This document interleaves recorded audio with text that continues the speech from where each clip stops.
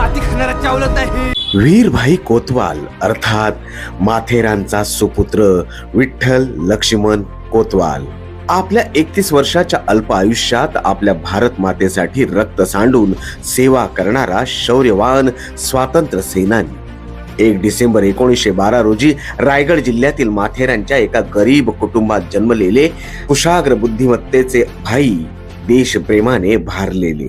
महात्मा गांधींच्या चले जावच्या लढ्यात सक्रिय, पुढे आझाद दस्ताच्या नेतृत्वाखाली ब्रिटिश उद्योग आणि रेल्वेवर हल्ले करून एकूण 21 मनोरे उद्ध्वस्त करून ब्रिटिशांना नामोहरम करणारा हा योद्धा.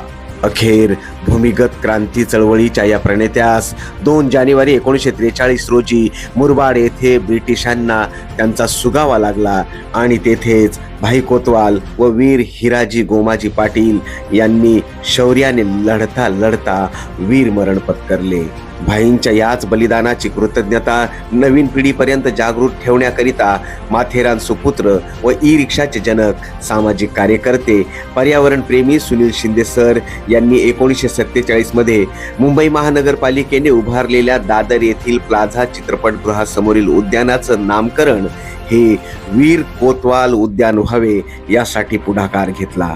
याकरिता सुनील शिंदे सरांनी अनेक वर्ष प्रशासनाकडे संघर्ष केला.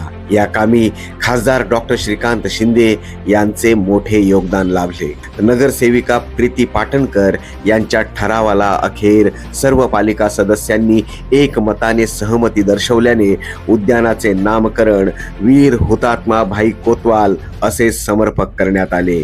या कामी संजय दळवी, प्रकाश सुतार, शिवाजी शिंदे, पत्रकार मुकुंद रांजणे, सुरेश शिंदे, प्रकाश बोरकर यांचीही महत्वाची भूमिका राहिली आहे. 1 डिसेंबर भाई कोतवाल यांच्या जयंती निमित्त त्यांना समस्त माथेरानकर आणि भारतीयांच्या वतीने विनम्र अभिवादन.